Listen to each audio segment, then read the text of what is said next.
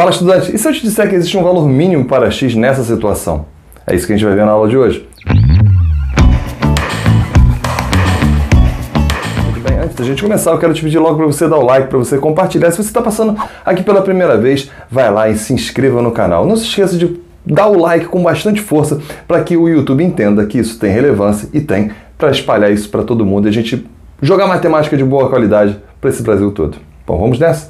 Ele quer saber qual é o menor valor inteiro possível de x. Então x não pode ser qualquer valor se esse ângulo é alfa e esse 2α, se esse ângulo é o dobro desse, traçando-se a altura. Bom, como é que eu vou chegar nesse possível valor de alfa? Alfa não, de x. Bom, primeiramente, se tem um 2α ali, vamos fazer o seguinte, vamos traçar a bissetriz. Porque, entenda, se aqui é 2α, ao traçarmos a bissetriz aqui, vamos ter alfa para esse lado e alfa para esse lado. Daí, olha para esse triângulo que eu vou colocar uns vértices nele para que você possa identificar A, B e C aqui. Esse ponto eu vou chamar de ponto H, por que não? Sempre que você traça uma altura e essa altura ao mesmo tempo é uma bissetriz, você está tratando de um triângulo chamado triângulo isósceles. Sim, se o triângulo é isósceles, vou colocar aqui, depois eu apago, vou colocar aqui nesse cantinho que eu não tenho obrigação de apagar. Se o triângulo é isósceles, e é isso mesmo que você ouviu de mim, é isósceles, não é isósceles. A gente acaba falando isósceles porque é comum, né? Mas o certo mesmo é falar isósceles. Dois triângulos isósceles, aí sim. Pô, para que eu estou falando isso, né? Vamos lá. A altura, ao mesmo tempo, é altura, é bissetriz desse ângulo e também é mediana. A altura relativa à base, ela é bissetriz, ela é altura e ela é mediana.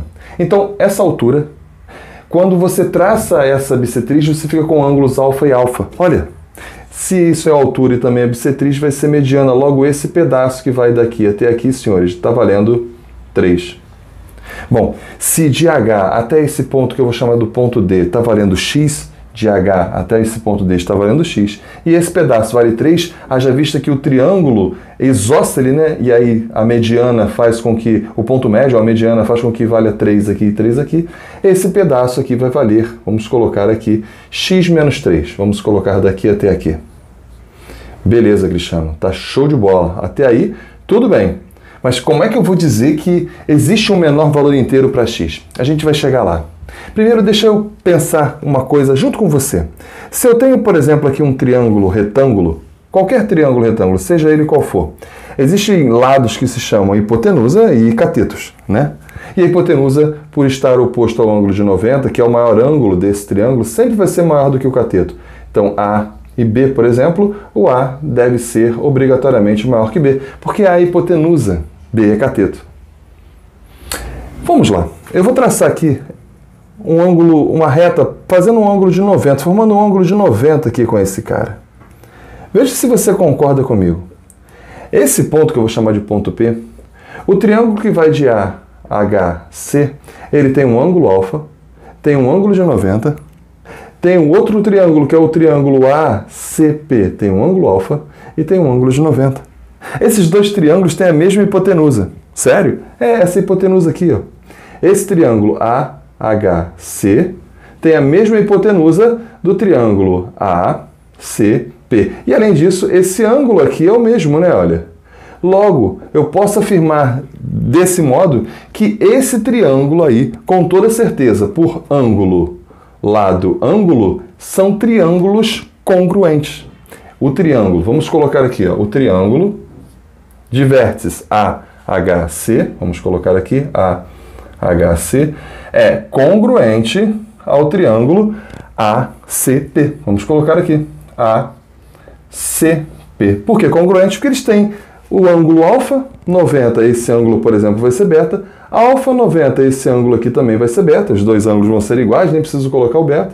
Então, por ângulo, lado, ângulo, ângulo, lado, ângulo, esses dois triângulos são congruentes. Opa! Se eles são congruentes, se daqui até aqui vale 3, esse pedaço também está valendo 3. Que, já que esse cara aqui é um ângulo de 90, preste bem atenção. Se esse cara é um ângulo de 90, esse triângulo aqui, senhores, olha, é um triângulo retângulo de hipotenusa x menos 3 e um dos catetos iguais a 3. Eu vou trocar aqui, ó, x menos 3 Aqui a hipotenusa dele, oposto ao ângulo de 90, e o outro cateto valendo 3.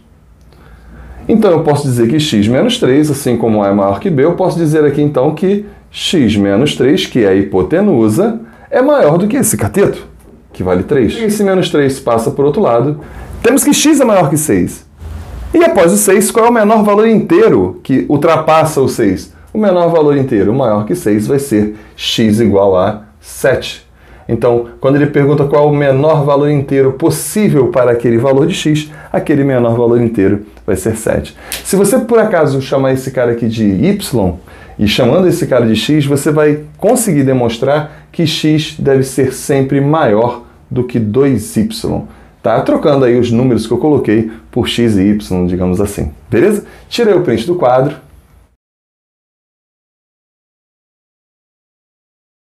Se você ainda tem alguma dúvida sobre triângulos congruentes, aqui na nossa playlist de triângulos tem um assunto assim muito legal. Eu falo passo a passo todos os casos de congruência. Você vai gostar, eu tenho absoluta certeza. Bom, ficamos por aqui. Nunca se esqueça, estamos sempre, juntos. Até o próximo vídeo.